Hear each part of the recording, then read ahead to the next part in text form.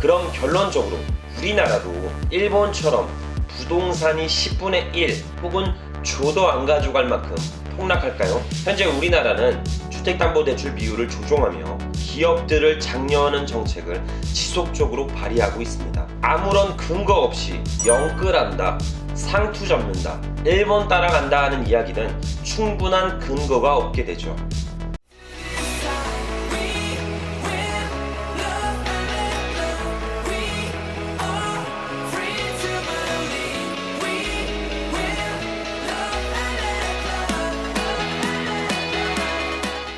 자, 반갑습니다. 대장 김상준입니다. 자, 오늘은 메일이나 상담 오신 분들 중에서 자주 문의 주시는 것이 우리나라도 일본 부동산 따라 곧 폭락한다고 하던데요. 지금 부동산을 사도 되나요?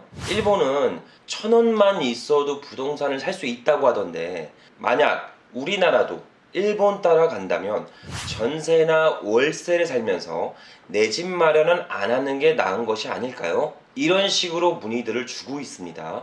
그래서 오늘은 일본 부동산이 하락된 이유와 우리나라도 일본 따라서 부동산이 폭락하는지 속 시원하게 팩트적으로 요약하며 말씀을 드려보겠습니다. 자, 요즘 우리나라도 일본처럼 잃어버린 20년, 즉 일본처럼 한국도 집값은 폭락할 거라고 하락을 예견하는 다양한 분들이 많이 있습니다.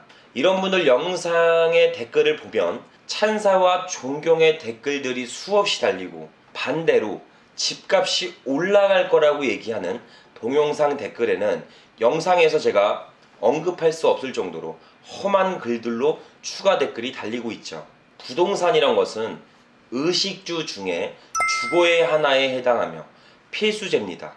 그쵸? 즉 누구의 이야기를 듣고 판단하는 것이 아닌 왜 일본 부동산이 폭락했는지 정확한 사유를 알고 현재 우리나라도 그 똑같은 길을 가고 있는 것인지 본인이 판단하셔야 합니다. 그러기 위해서는 우선 일본 부동산 폭락한 사유를 정확히 알아야겠죠. 크게 두 가지 이유가 적용됩니다. 그중 첫 번째는 플라자 합의 때문에 일본 부동산은 잃어버린 20년, 지금은 30년의 길을 걷게 되죠. 플라자 합의는 1985년 미국 플라자 호텔에서 G5 미국, 일본, 독일, 프랑스, 영국 등이 모여서 미국 달러를 강세를 시정하는 일정한 협의를 한 것이 플라자 합의라고 합니다. 이걸 다르게 말씀드리면 합의라고도 부르지만 협박이라고도 부르죠. 합의 내용은 대략 이렇습니다. 80년대에 일본은 생산 제품의 품질과 합리적인 가격으로 인해 제조업이 급성장합니다. 일본은 그로 인해서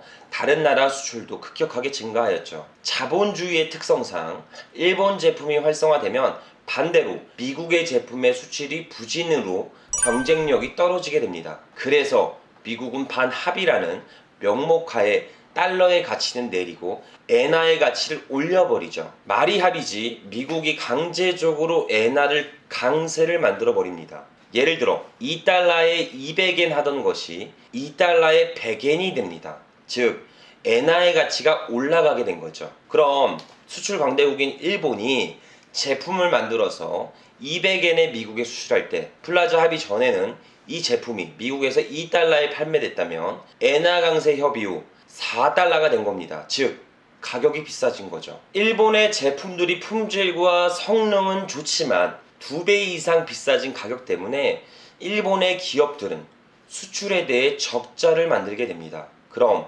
높아진 엔화 강세로 인해 더 이상 기업들은 제품의 수출에 의존하는 것이 아닌 일본 부동산의 수익으로 충당하기 시작합니다.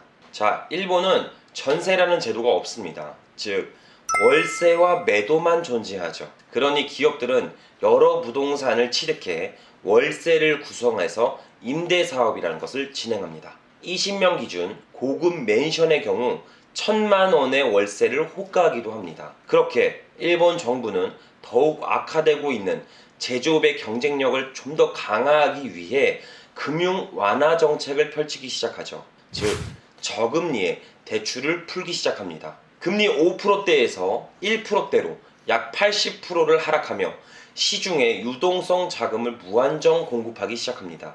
막대한 유동성 자금과 엔화 강세로 인해 일본 부동산뿐만 아니라 미국 등 다른 국가의 부동산들도 사들이기 시작하죠. 그러고서 시세 차익과 임대 수입을 만들게 됩니다. 자, 그렇게 일본 부동산은 급격한 부동산 상승 곡선을 타면서 버블은 계속 커져만 갔죠. 즉 1억짜리 아파트 맨션이라고 부르는데 10배, 20배 이상 무섭게 올라가기 시작합니다. 저금리의 유동성 자금과 방대한 재정 지출로 인해 부동산의 버블은 더욱 커져만 갔죠. 그렇게 일본 부동산 가격의 미친 폭등으로 매일 최고가를 갱신하고 있을 때 1990년도 일본 정부는 그제서야 위기감을 느끼고 은행들에게 대출 억제 정책을 진행하게 됩니다. 그러자 급격하게 대출을 늘려가던 은행들은 갑자기 태도를 바꿔 대출을 회수하기 시작하죠. 이때부터가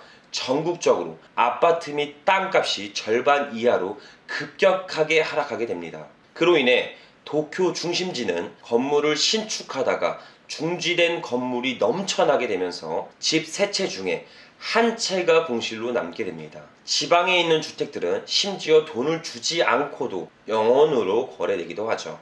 영원으로 집을 가지면 좋은 거 아니냐? 이렇게 생각할 수 있는데 상속세, 증여세, 이전비 등 1억 원 이상의 비용이 나가기 때문에 그냥 무료로 줘버리는 경우가 발생되게 됩니다. 이제부터 일본 부동산 및 주식시장이 몰락이 진행됩니다. 일본 기업의 제품의 경쟁력이 아닌 단순 부동산으로 이루어진 경쟁력은 거품을 만들기 마련이죠. 기업들은 제품 발전과 개선 보완 작업 등에 몰두하지 않으며 그로 인해 일본은 경쟁력을 점점 잃게 됩니다. 일본 내의 부동산 상승은 실수요자들에 의한 상승이 아닌 기업들의 투자와 과잉 공급으로 인한 버블이었기에 몰락하는 현실을 예측할 수 있는 미래였습니다. 그렇게 거품이 꺼지고 일본은 잃어버린 20년, 아니 30년을 진입하게 되죠. 자, 여기서 추가적으로 엎친 데 덮친 격으로 일본의 금리 정책도 실패하게 됩니다. 자, 플라자 합의 이후에 엔화 가치 상승으로 인해 내수 경기 침체를 걱정한 일본은 파격적인 금리를 낮추기 시작합니다. 즉, 부동산을 구매하는데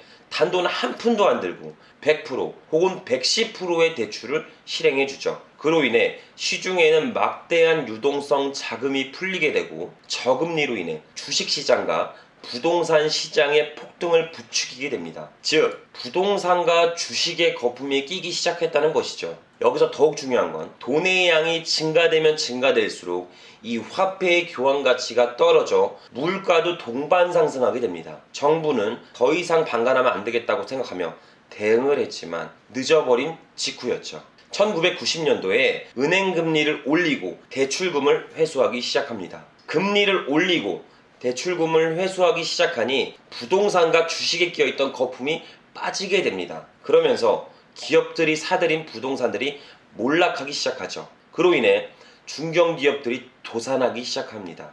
그 기업들이 도산함으로 거기에 받쳐서 있던 하청업체들이 줄도산을 당하고 그 피해는 일자리 감소와 소비지출 불안으로 일본 경제시장을 뒤흔들게 되죠. 이게 일본 부동산 시장에 몰락하게 된 계기가 됩니다. 이런 비극을 피하기 위해서는 일본은 최초 유동성 자금을 무한정 푸는 것이 아닌 기업 제품의 발전과 산업 구조 변경에 적극적으로 활용했어야 합니다. 이 외에 미래지향적인 산업혁명의 장려를 통해 기업 가치를 증가하는 데 노력했어야 했죠.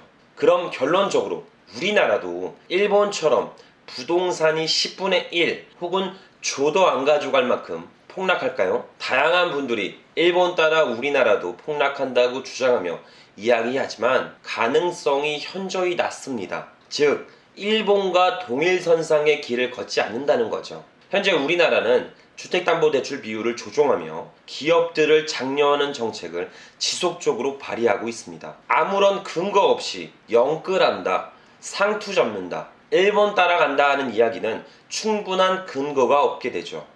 그러니 저희 대장TV 시청자분들은 무한정 하락을 이야기하는 곳에서 힐링을 받지 마시고 다른 매체와 비교할 수 있는 통찰력, 즉 경공매 시스템을 숙지해서 무조건 이기는 투자를 하실 수 있게 준비하셨으면 좋겠습니다. 자, 여기까지 일본 부동산 하락의 시장을 우리나라도 밟고 있지 않은지, 향후 10년의 모습 일본이 아닌지에 대해서 시작의 요인부터 결론까지 말씀을 좀 드려봤습니다. 오늘 영상 참고 부탁드리며 앞으로도 보다 양질의 영상으로 보답드리도록 하겠습니다.